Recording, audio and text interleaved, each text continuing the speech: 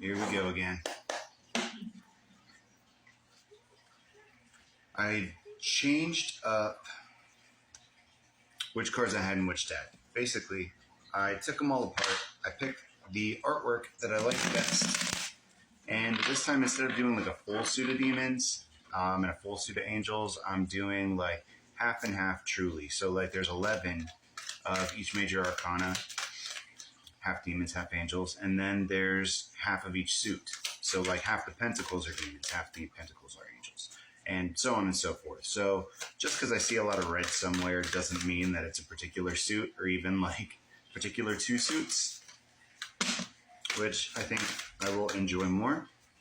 And all of the art is art that I decided I liked, so we're good. We got the Queen of Wands, Knight of Swords, Seven of Cups, Five of Wands, Ace of Cups, and the Five of Pentacles. So we're already familiar with that feeling of being left out in the cold and conflict with the Five of Wands.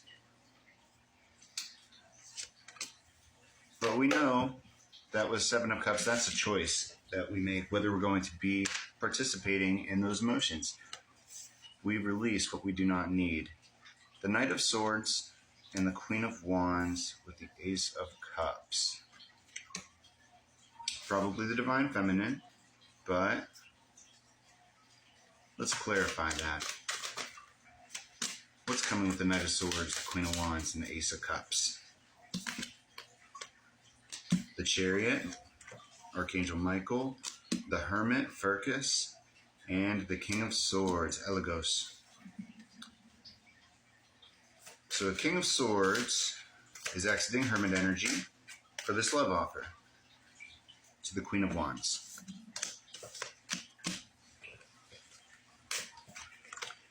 We've got an entering Emperor status here with Michael, Michael, however you want to say it. He's manifesting this with the Magician, Baphomet. Judgment, Strength, and the Page of Cups. Ten of Swords on the bottom twice. This is not an easy thing he's doing. But he's got the Hierophant still. Oh, we got some turned around cards. It's a lot. The Seven of Pentacles.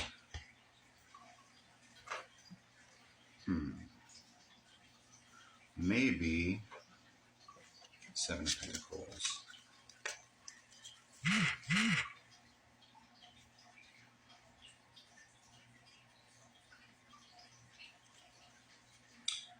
He's seeing the fruits of his labor. He's seeing the changes in his own life. Moving out of that Ten of Swords, or maybe acknowledging it.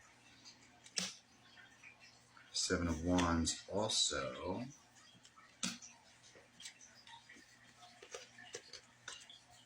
That's defending himself, standing up for himself. It could be that he has had to defend his change in lifestyle, or to defend the choices that he's made regarding his own life from outside sources. The Empress. Not super visible. There we go. So we've got the Emperor and the Empress on the board now.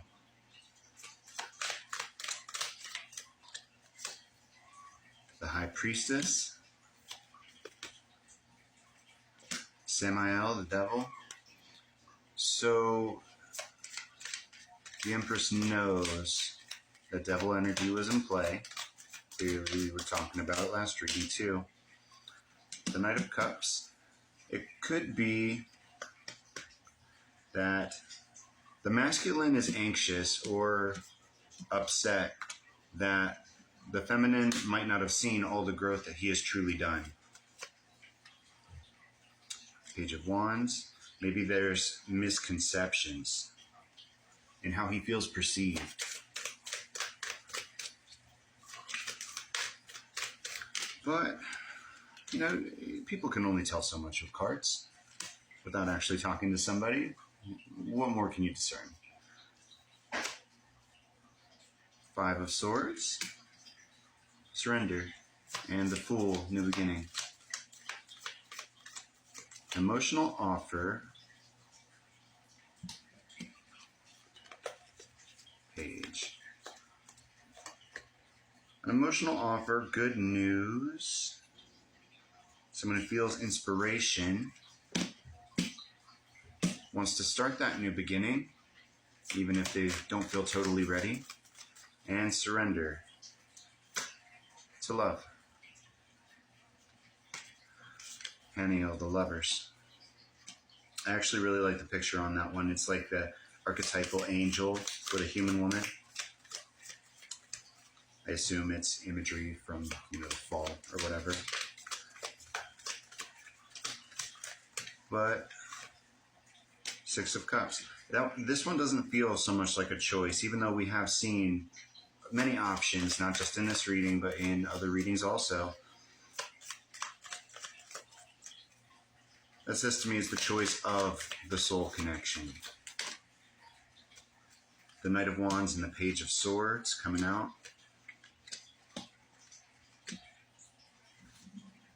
He wants to come forward and speak.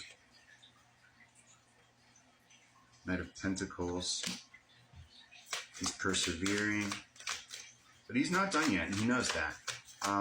Granted, you don't have to be done healing before you're ready to interact with your twin flame.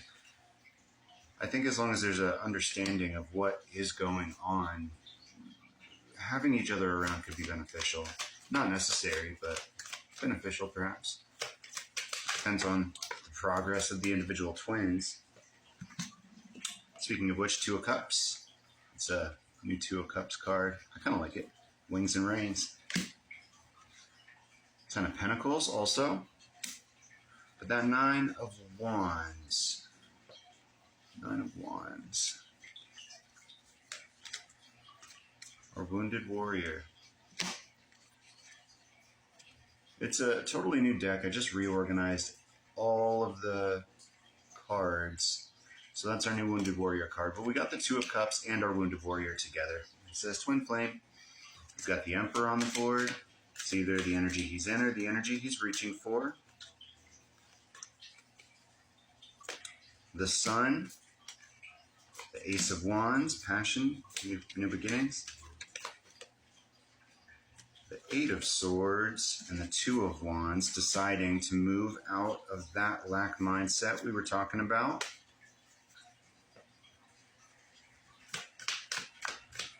Is this just a Divine Masculine check-in now? Wheel of Fortune. Fate. Seven of Swords. There's that Deceit card. And Justice. Whatever the deception was with our twin, or whatever the sneakiness was, or whatever caused that situation to occur is coming to justice. And the Hanged Man. Death. An ending to our pause.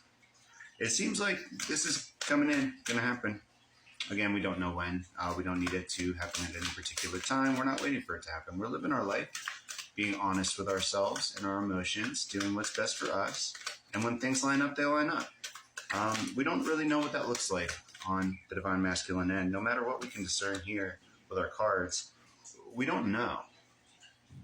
All we can do is empathize with the potential scenarios and try to take the right message for ourselves from these interactions, these readings. The Six of Swords, moving on to calmer waters. The Six of Pentacles, being more generous with the idea of moving towards peace. It could be he didn't want to give himself the chance to move on to calmer waters. Thanks for watching, guys. We're just about done. But it's interesting because he doesn't want to move on either.